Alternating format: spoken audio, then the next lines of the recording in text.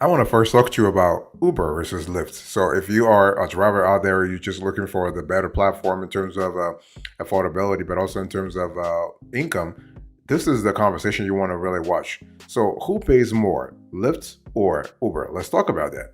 So, the thing is, which when it comes to the gig app that you are thinking about choosing for your side gig or for your full time, it really depends on on a variety of things. So you have the pay structure, of course, but you also have to think about the conditions to actually join the platform. You have to think about the working hours. You have to think about the competition in the geography where you currently are. So let's talk about the pay structure first. When we talk about Uber pay structure, you need to really understand that Uber is kind of flexible in terms of pay structure. Everything depends upon the geography where you're operating. Of course, they have the standard trip fare, and they have increases depending upon the timing. So the increases, they call it the surge. So the surge pay offers increase in terms of the basic rate of pay in high in demand areas such as New York City or LA. Finally, there's also income from promotions, apps. You have a pool income and the like. So you have a constellation of income services. And the pool system is really exclusively for drivers with larger cars capable of taking multiple groups yeah, it really depends on multiple groups of people. And we're talking about all at once. And so you also have, in terms of the larger payment structure, you have a simple way to actually collect a lot of income, but also to actually give a ride to a lot of folks at the same time. So if you have a larger car, Uber could be a great choice for you, especially if you are in a really wonderful geography. So that's for Uber. For Lyft, well, the Lyft pay structure is generally very similar to Uber's, but with a slightly easier to understand structure. So you have the basic pay, and then you have the premium. So the basic pay is calculated on a per mile and per minute basis, with promotions and tips also increasing the driver's earnings. Importantly, Lyft also places a limit on the minimum and maximum rates, meaning that any rides above the max distance will be automatically declined. So really, so if somebody were to come to you and they want to ride for 50 miles or 100 miles, Lyft may actually decline that. Something that Uber doesn't do. So it's really, you have more flexibility in our view when it comes to Lyft versus Uber, really depending upon what you're looking for. Boss, I want to quickly welcome you back to the show. It's really a pleasure to have you here. Make yourself comfortable. In today's conversation, we want to answer one simple question: Uber versus Lyft. Who pays drivers more?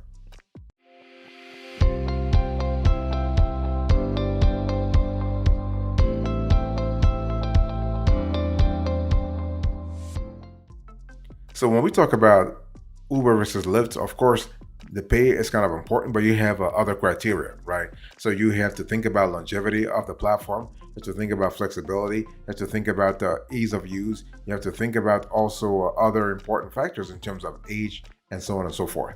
Now, let me give you a brief history of Lyft and Uber so you have a clear idea what I'm talking about.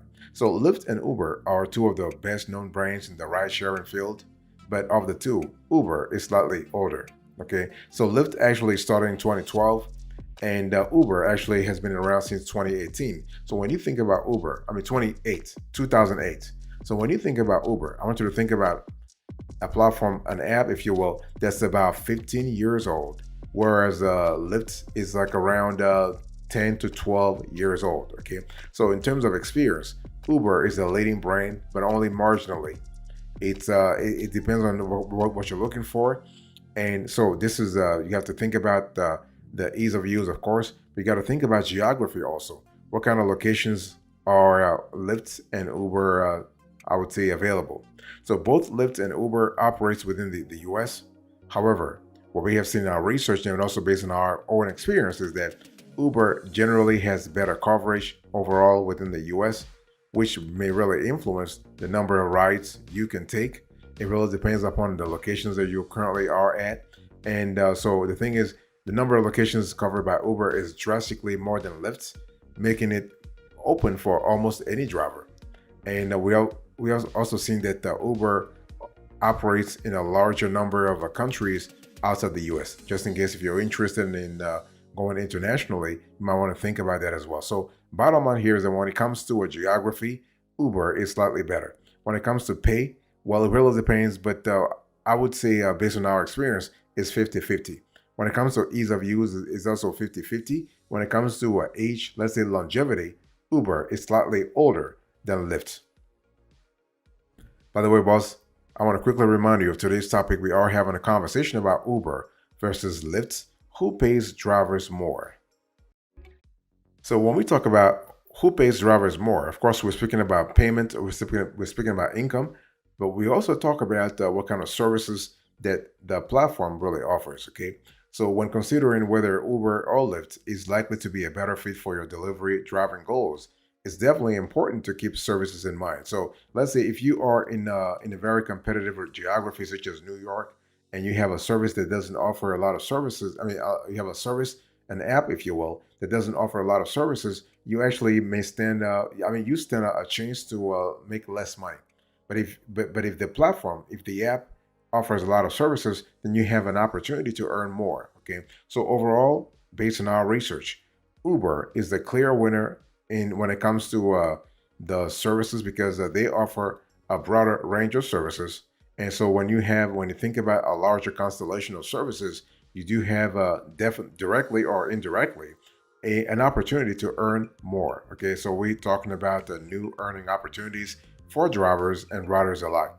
So in addition to ride sharing, what we love about Uber is that Uber also has the Uber Eats platform. So this is kind of cool in terms of food home delivery. So if you don't feel like taking passengers that day, but still want to increase your side hustle income, this could be a great option for you.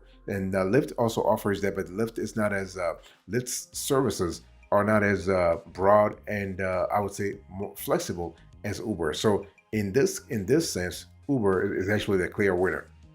One thing I want to say here is that Lyft is not really bad in terms of its range of services. It's just one of those things when you think about range of services, Uber has a larger constellation of services, which means that you stand more chances of making more money. So let me quickly recap here. So when we talk about who pays more, Uber or Lyft, when it comes strictly about payment, the income, if you will, they are 50-50. When it comes to ease of use, 50-50. When it comes to age of the app, you have Uber is actually the clear winner. When it comes to the number of geographies the app covers, Uber is a clear winner. When it comes to the range of services, Uber once again becomes the clear winner here. So this is it's one of those things where you got to ask yourself, what are you looking for, really? About promotions. I mean, when you think about Uber versus Lyft, which app actually offers better promotion? Okay, now promotions can be a little tricky to compare since they typically change regularly, which may influence how you drive with Lyft and Uber. However, what we have seen here is that Uber has a significantly more users than Lyft, which may make it better suited if you are looking for a sole driving app to make money, right? After all, idle time and waiting time are not paid, so you want to ensure you are on the road as much as possible to increase your earning potential. And something as simple as cutting down on waiting time for around 5 minutes per hour could increase, when you really think about it, could increase your rate of pay by almost 10%, 10 to 15%, without requiring any extra investments or efforts on your part, particularly.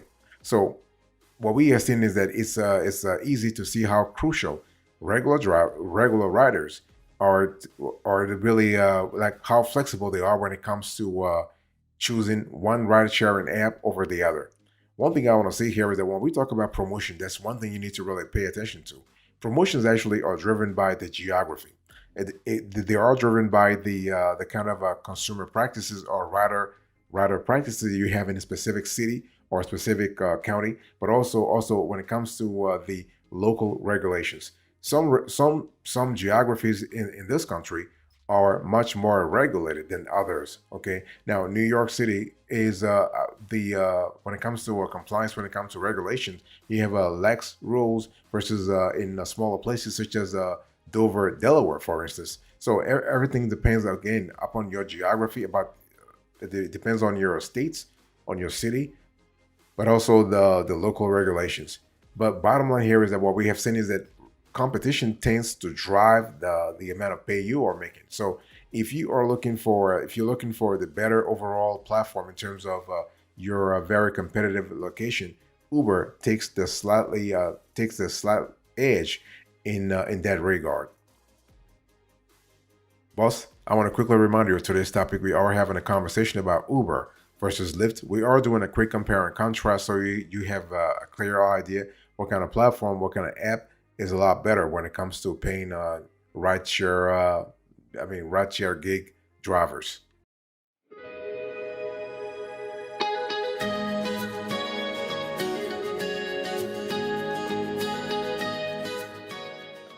I want to quickly talk to you now about the payment process. Okay, how do Uber and Lyft pay drivers? Now, Uber and Lyft drivers have several different payment options to choose from, depending on their preferences.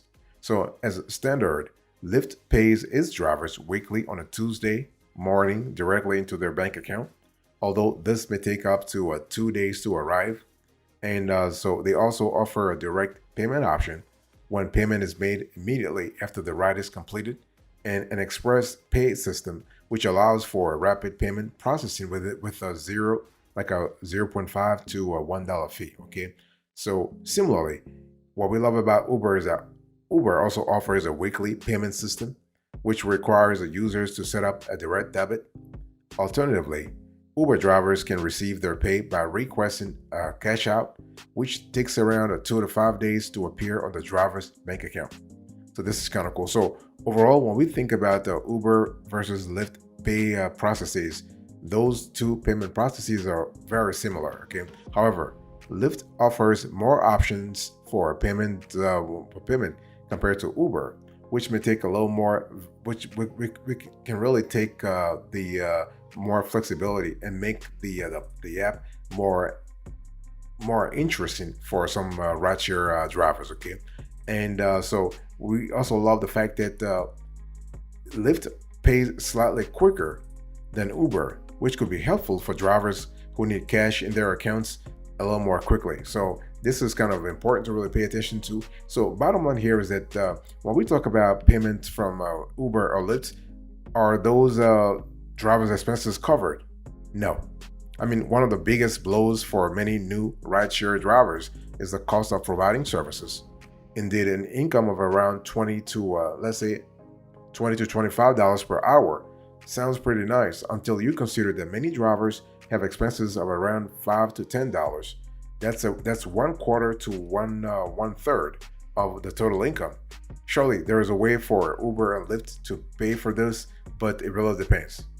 And right now, there is no specific fuel payment scheme, if you will, for either Uber or Lyft. This is because you work as an independent contractor on both platforms. However, Uber's their recent practices have made this interesting in terms of covering the fuel in certain geographies. Everything depends on the kind of geography you're in, and it's one of those things where Lyft is constantly changing their policies, let's say based on economic realities.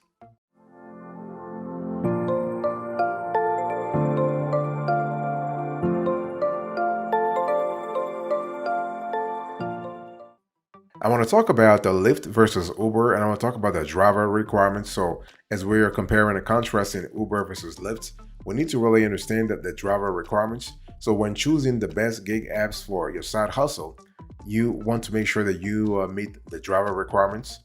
And so, the main requirements for Lyft are that you'll need to complete a criminal and driving history background check. You need to hold an active driver's license. You need to hold all the necessary insurance to use your car with, and you actually have to own a four-door car or rental vehicle. So this is actually the four. These are the four criteria that Lyft really looks like. Okay, so we have insurance, we have a driver's license, you have a four-door car or rental vehicle, and you also have to pass a driving history background check. What about Uber? Well, the requirements for Uber are slightly more, but only marginally.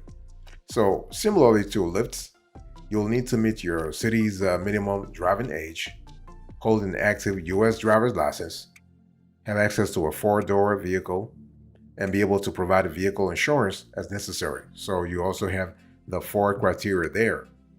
And Uber will also complete driver's screening, as with Lyft. However, you will also need to upload proof of residency and a driver photograph to begin working on the platform and have at least 1 year of driving experience. So you can see that when it comes to Uber is slightly more stringent when it comes to requirements than Lyft. And overall, Lyft versus Uber is very similar in terms of driver requirement. As such, this is unlikely to greatly impact your final decision, especially when you are looking to if you're looking for ease of use, if you're looking for a speed of approval, or if you're looking for overall flexibility in terms of payment, but also in terms of competitive interest, if you will. The question is, when you think about Uber versus Lyft, in terms of who pays more, who pays drivers more, can you actually drive for both Uber and Lyft? It really depends. If you're not really sure which suits you better, Uber or Lyft, you could always consider driving for both. Okay, so the possibility is there. So Uber and Lyft are not really banning you from driving for one platform or the other.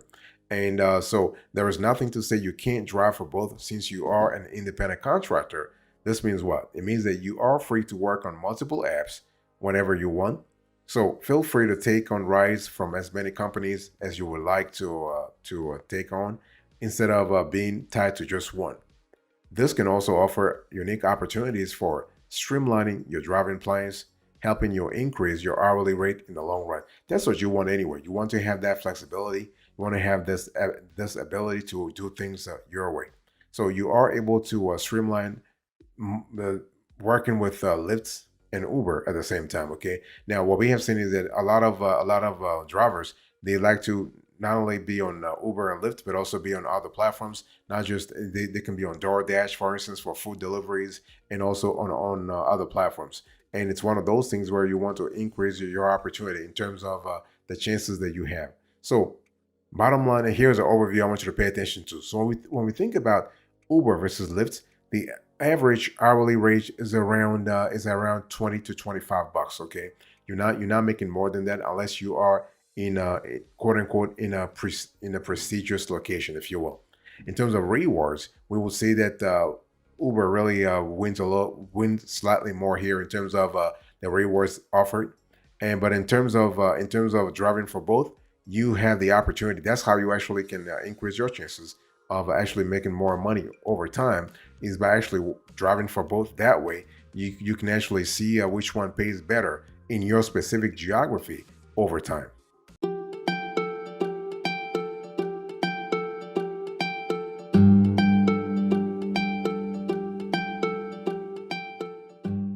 Thank you so much for your attention. I really appreciate it. I was actually talking to you today about Uber versus Lyft. We were having a quick conversation about who pays more, so who pays drivers more. And I spoke to you about who pays more in terms of income, who pays more in terms of other important factors, who pays more in terms of the eligibility criteria. And I finally gave you a few thoughts about what really can help you out, as well as the overview. Thank you so much. God bless you. I'll see you next time. Until then, remember, stay marvelous.